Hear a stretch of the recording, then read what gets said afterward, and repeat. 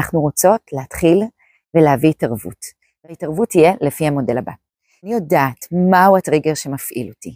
האם זה השעון, ההודעה שקפצה, השעה, האם זה הלחץ, הצעקות של הילדים, או משהו שמישהו אמר לי. לפעמים הטריגר יכול להיות מחשבה שלי עם עצמי, שגורמת לי פתאום לעלות סטרס. סתם לדוגמה, קמתי הבוקר ואמרתי לעצמי, הדבר ראשון אחרי שפקחתי עיניים, אמרתי, כמה דברים שלי לעשות היום. המחשבה הזאת כבר הרגשתי שהיא מעלה לי דפיקות הלב ואת הנשימה, מיד זיהיתי את זה, ומיד בחרתי רגע לעצור.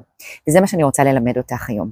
רגע לזהות את הטריגר, ברגע שאני מזהה אותו, אני רוצה להזמין אותך לעצור. הרגל הוא אוטומט, הוא הטייס האוטומטי שלנו, אין בו מודעות. ברגע שאני מזהה מהו הטריגר שמפעיל אותי, אני יכולה לבטל את האוטומט, אני יכולה לעצור את האוטומט. השלב השלישי הוא להביא מודעות, והשלב הרביעי הוא השאלה. והשאלה היא שאלה שנוגעת לצד השני, לתגמול. מה ההרגל הזה נותן לי? האם הוא נותן לי פינוק? האם הוא נותן לי נחמה? האם הוא נותן לי שקט? האם הוא נותן לי ביטחון? האם הוא מרגיע אותי? מה אני מקבלת?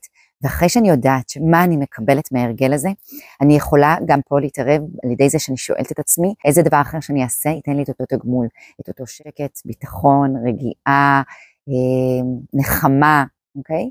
אני חושבת שהבנת. המשימה שלך היום היא לזהות את ההרגל הזה שלא מקדם אותך, וממש לשים לב לטריגר שמפעיל אותך, להביא רגע עצירה, שנייה, אני שמה לב, מודעות לטריגר שהיה, ואני שואלת את עצמי, ואיך אני יכולה להשיג את התגמול הזה בדרך אחרת לגמרי.